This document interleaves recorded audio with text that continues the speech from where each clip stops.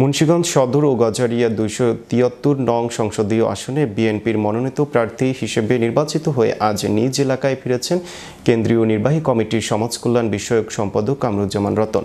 তার প্রত্যাবর্তনকে ঘিরে গজারিয়ায় দেখা গেছে উৎসবমুখর পরিবেশ। রোববার সকালে ঢাকা থেকে গজারিয়ায় পৌঁছান বিএনপি মনোনীত এই প্রার্থী। তাকে স্বাগত জানাতে শত শত মোটরসাইকেল, মাইক্রোবাস ও ট্রাক নিয়ে বর্ণাঢ্য শোভাযাত্রার আয়োজন করে দলীয় নেতাকর্মীরা। পথজুড়ে ফুলেল শুভেচ্ছা, করতালি আর ধানের শীষ প্রতীকের স্লোগানে মুখর হয়ে ওঠে পুরো এলাকা।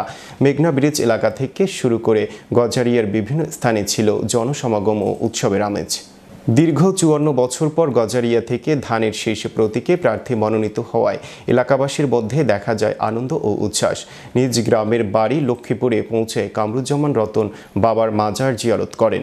এ সময় তিনি প্রয়াত পিতা এবং অসুস্থ বিএনপি চেয়ারপারসন বেগম খালেদা জিয়ার দ্রুত আরোগ্যের জন্য দোয়া করেন।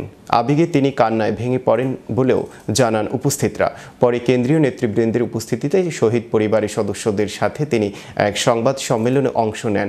সেখানে তিনি বলেন, শহীদ পরিবারের ত্যাগ কোনোদিন বিফল হতে পারে না। তাদের সম্মান ও অধিকার রক্ষায় সর্বোচ্চ চেষ্টা করব।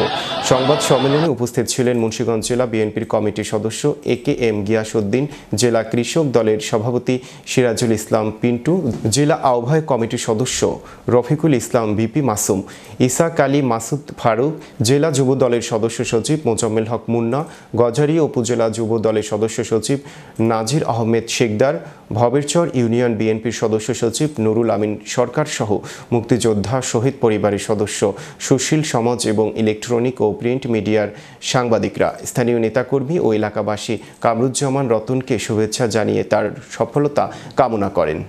যে কোনো সুস্থতার প্রমাণ বিদেশ থেকে বাংলাদেশে আসবে, সব প্রেক্ষাপট আমরা জানি এবং আমরা যদি আমাদের কমিটমেন্টের উপর যদি থাকি এবং দল যাকে দিয়েছে ওই ব্যাপারে যদি আমিও তো কমিটমেন্ট করেছিলাম যে ধানের শীষ যাকে দিবে তার পক্ষে আমি কাজ করবো।